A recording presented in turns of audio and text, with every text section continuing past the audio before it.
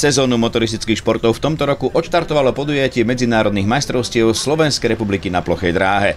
Víťazom a staronovým majstrom Slovenska sa opäť stal Martin Vaculík. Ešte pred samotným štartom podujatia sa nám podarilo vyspovedať Martina Vaculíka, ktorého v závere minuloročnej sezóny potrápili nejaké zranenia.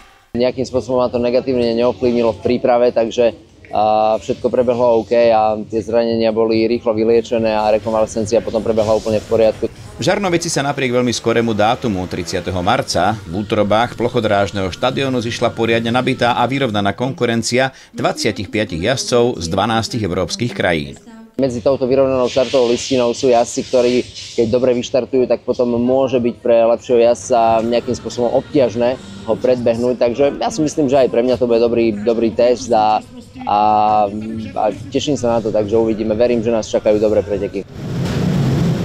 Žarnovica po pár mesiacoch voľna opätovne zažila vôňu benzínu a rachot motorov. Podujatie prinieslo napätie, skvelé súboje štartujúcich jazdcov a vynikajúcu atmosféru zabezpečila bohatá divácka návštevnosť.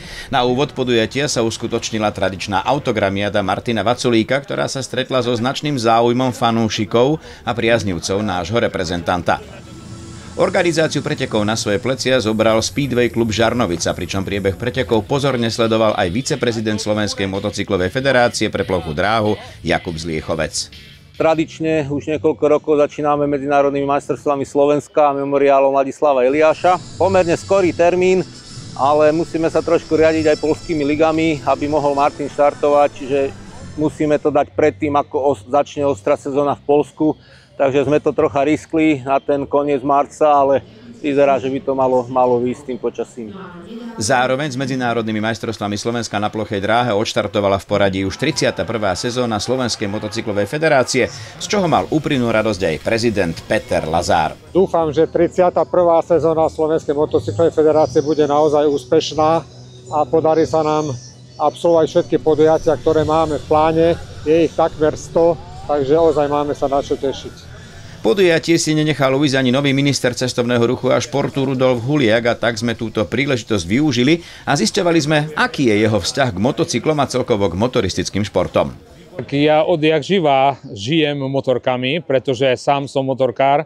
Moje prvé skúsenosti s motorkami boli od 9 rokov, kedy som zodral niekoľko babiet, Simpsonov, 350-tok a potom som bol dlhé roky čoprák, asi 15. A nakoniec som skončil na GS a teraz pomerne intenzívne cestujem, takže myslím si, že mám zdolané asi všetky motorkárske ťažké horské prechody, aké v Európe sa nachádzajú. Tak k tomuto športu mám obzvlášť veľmi blízko. Rudolf Huliak je ministrom cestovného ruchu a športu iba pár dní a preto nás zaujímalo aj to, akú má víziu ohľadom všetkých športov na Slovensku.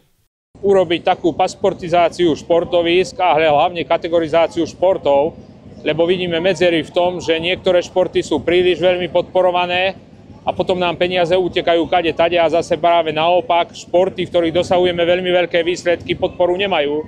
Čiže budeme sa snažiť nastoliť aj v rámci podpory infraštruktúry, ale aj v rámci prerozdelenia finančných prostriedkov štátnych do jednotlivých športov, aby to aspoň trošku, keď nie už v úplnej miere, bolo nejako spravodlivejšie. A vidím tu, že tu nikde nemáme reklamu na náš štátny typos, takže určite spravíme všetko preto, aby sme podporili a zároveň aj touto reklamou prispeli k rozvoju tomuto športu. V štartovom poli sa na našu radosť predstavili okrem Martina Vaculíka aj ďalší traja slovenskí jazdci, a to slovenská dvojka Jakub Valkovič a dvaja mladíci, iba 16-ročný Filip Kasan a ešte mladší, iba 13-ročný Marek Ziman. Samozrejme aj oni majú so vstupom do novej sezóny veľké plány. Najviac pretekov určite a čo najlepšie výsledky spraviť a hlavne dnes na tých domácich majstrovstvách Slovenska budem sa snažiť o čo najlepší výsledok. Samozrejme spraviť čo najlepší výsledok, nedolámať sa a odjazdiť celú sezónu. Odskúšali sme nové motorky a vyzerá to zatiaľ dosť sľubne. Moje plány na tento rok sú do Česka na majstrovstvá Českej republiky, celý seriál odjazdiť, potom do Slovenska na majstrovstvá sveta 250-kách a v Žarnovici 500R preteky. Pri pohľade na najlepšiu trojicu skonštatujme, že na najnižšom stupienku pre víťazov, čiže na 3. mieste sa umiestnil švédsky jazdec Oliver Berntsson. Myslím si, že to nie je také zlé. Stratil som na Martina veľmi málo, takže som šťastný. Myslím si, že ďalšie preteky budú lepšie. Mám dobrý motor a cítim sa dobre pripravený na kvalifikáciu Grand Prix. Druhé miesto, čiže striebornú priečku, získal Poliak Mateusz Szczepniak. Vo finále Martin bol na trati rýchlejší, jazdil lepšie. Som rád, že sa podarilo dobre umiestniť.